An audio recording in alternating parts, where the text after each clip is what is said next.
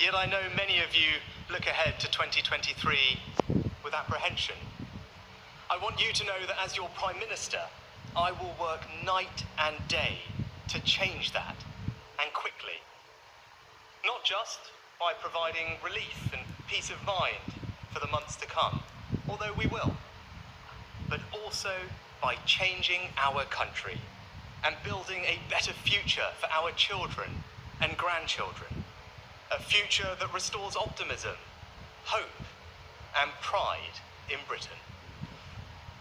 Let me first address two issues that I know are at the forefront of everyone's minds. I know there are challenges in A&E. People are understandably anxious when they see ambulances queuing outside hospitals.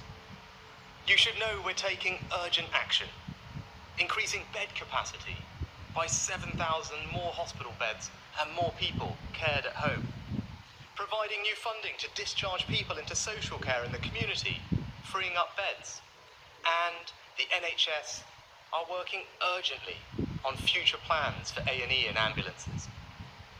And on strikes, there's a lot of misinformation out there, so I want people to clearly understand the government's position.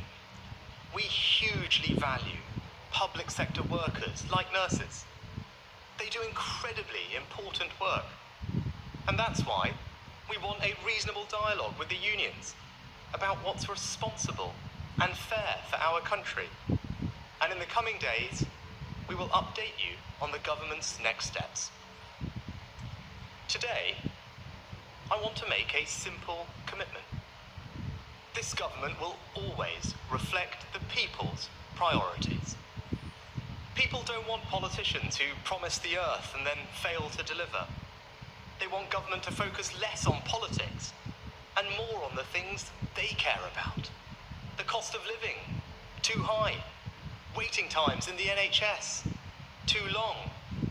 Illegal migration, far too much. I think people do accept that many of these challenges are at least in part the legacy of COVID and impacted by the war in Ukraine. But that's not an excuse. We need to address these problems, not just talk about them.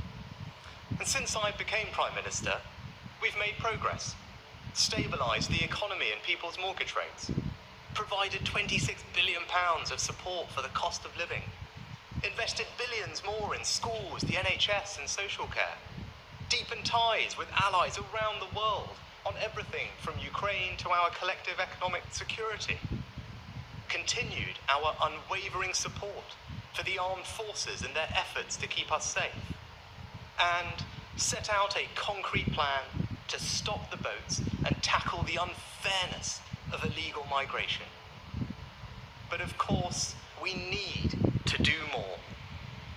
So I want to make 5 promises to you today, 5 pledges to deliver peace of mind, 5 foundations on which to build a better future for our children and grandchildren. First, we will halve inflation this year to ease the cost of living and give people financial security.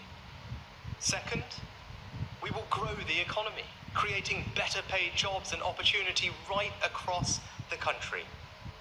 Third, we will make sure our national debt is falling so that we can secure the future of public services.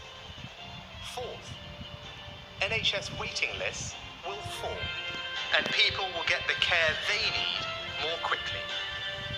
Fifth, we will pass new laws to stop small boats, making sure that if you come to this country illegally, you are detained and swiftly removed. So, 5 promises.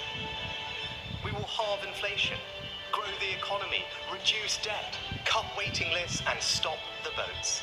Those are the people's priorities. They are your government's priorities, and we will either have achieved them or not.